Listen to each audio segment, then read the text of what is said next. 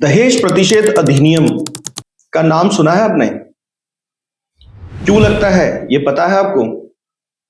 अब दहेज वर्ड सुनाई दे ही गया है, इसके बीच में तो आपको लगा कि दहेज लेने देने और वगैरह वगैरह के लिए लगता है। बस इतना ही जानते हैं ज्यादातर लोग, या फिर कुछ लोग तो ये भी नहीं जानते। और अगर इसका शॉर्ट फॉर्म कर दिया जाए DP3 या DP4 या DP3/4, तो लोगों को ये भी नहीं पता है कि इनका यूज क्या है और इसमें कानूनी कार्रवाई कैसे होती है।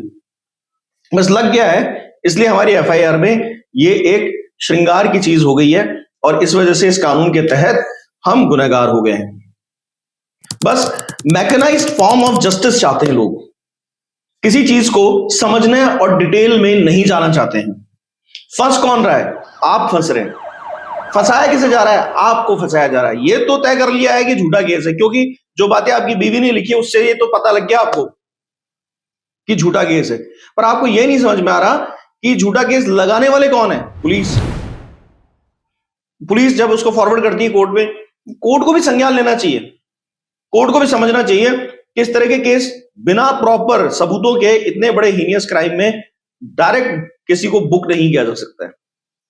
पर इससे भी बड़ी बात, इससे बड़ा रहस्य उद्घाटन, एक बहुत बड़ा आपके सामने सच लाने जा रहा हूं इस वीडियो के थ्रू, और आप जानकर भौचक्के रह जाएंगे कि क्या हालात है हमारे कानून और व्यवस्था के।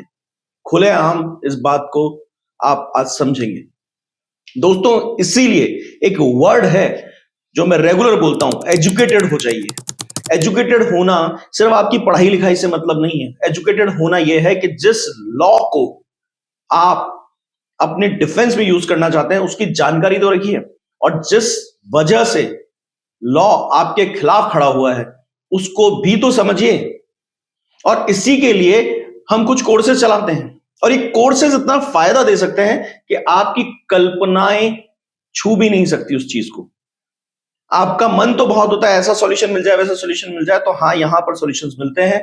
आपके केस के हिसाब से प्रोग्राम किया जाता है हर कोर्स, यानी इंडिविजुअली आपके केस के हिसाब से ही प्रोग्राम्ड होता है। और ज्यादातर सिचुएशनल प्रोग्रामिंग्स होती हैं, क्योंकि जैसे सिचुएशन आती है वैसे ही आपको तुरंत रिजल्ट चाहिए, और वो मिलता है। अच्छे खासे लैंडमार्क जजमेंट्स, एक्ट्स और बहुत सारे यहां पर गाइडलाइंस जो सुप्रीम कोर्ट की हैं या लॉ मिनिस्ट्रीज की हैं या किसी और डिपार्टमेंट ने जारी कर रखी हैं, जो कि आपके लिए बेहतरीन फायदा कर सकती है। तो अगर आप भी इन कोर्सेज का हिस्सा होना चाहते हैं तो दिए गए व्हाट्सएप नंबर पे डिटेल लीजिए और ज्वाइन कर लीजिए। आप अगर इस वक्त किसी कानूनी समस्या में और समाधान चाहते हैं, व्हाट्सएप नंबर पे अपॉइंटमेंट बुक कराइए और फिर आपको दिए हुए टाइम पे कॉल आएगा। देखिए, एक चीज हमेशा के लिए क्लियर कर लीजिए, वो ये है कि आप हमेशा झूठे कानूनी केस के अंदर एक कमी जो भुगत रहे होते हैं, वो जो दिखाई दे रही होती है वो ही नहीं होती, बहुत सारी और कमियां होती हैं। पहली जो सबसे बड़ी खामी है उसके बारे में तो आपको सच में ही पता होता है कि आपकी बीवी झूठ बोल रही है, क्योंकि जो वो बोल रही है वैसा कुछ नहीं हुआ। इतने से आप तय कर लेते हैं कि झूठा केस है।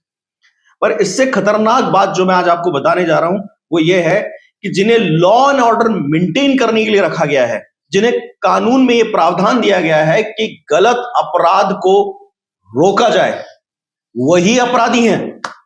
जी हां, मैं बात कर रहा हूं पुलिस वालों की। पुलिस वाले एक तो फर्जीवाड़ा करके उल्टा सीधा केस लगा देते हैं, और ऊपर से ज्यादातर जो पीड़ित पुरुष होते हैं उनके केसेस में झूठी FIRs बनी हुई होती है। अब मैं ये तो नहीं कह रहा कि सारे ही पुलिस वाले खराब होते हैं, पर यहां पर जो अक्सर गलत और झूठा केस लगाते हैं मैं उनकी बात कर रहा हूं। तो यही बात मैं आपको समझाना चाह रहा हूं कि यहां पर भी आपके केस में एक बहुत बड़ा गड्ढा है, डेंट। दहेज का केस लगाने का अधिकार दहेज प्रतिषेध अधिनियम के तहत पुलिस वालों को नहीं है। जी हां, तब तक नहीं है जब तक कि वहां दहेज प्रतिषेध अधिकारी डॉरी प्रोबेशन ऑफिसर नहीं है।